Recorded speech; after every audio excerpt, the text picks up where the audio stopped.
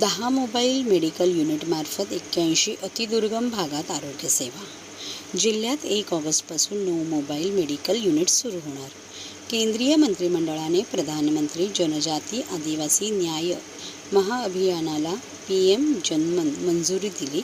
विशेषतः वंचित आदिवासी समूहाच्या PVTG, कातकरी कोलम व मारिया गोड सामाजिक आर्थिक परिस्थिती सुधारणा घडवून आणण्यासाठी प्रधानमंत्री PVTG विकास मिशन सुरू करण्यात आले आहे.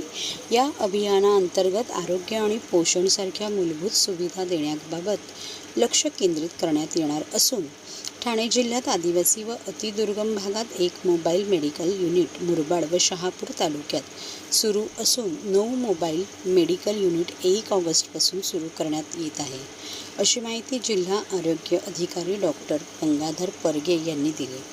मोबाईल मेडिकल युनिट उपक्रमाअंतर्गत ठाणे जिल्ह्यात 81 दुर्गम आणि अतिदुर्गम भागामध्ये आरोग्य सेवा उपलब्ध करून देण्यासाठी एकूण 10 मोबाईल मेडिकल युनिट तयार करण्यात आले आहे.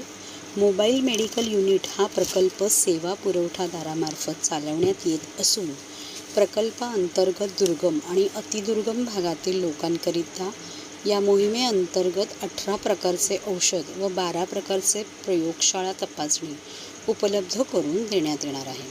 ठाणे जिल्ह्यातील ग्रामीण भागात मोबाईल मेडिकल युनिट प्रकल्पाअंतर्गत मुरबाड तालुक्यात 3, शहापूर तालुक्यात 3, भिवंडी तालुक्यात 2, अंबरनाथ तालुक्यात 1 व कल्याण तालुक्यात 1 असे एकूण 10 मोबाईल मेडिकल युनिट्स सुरू करण्यात येणार आहे.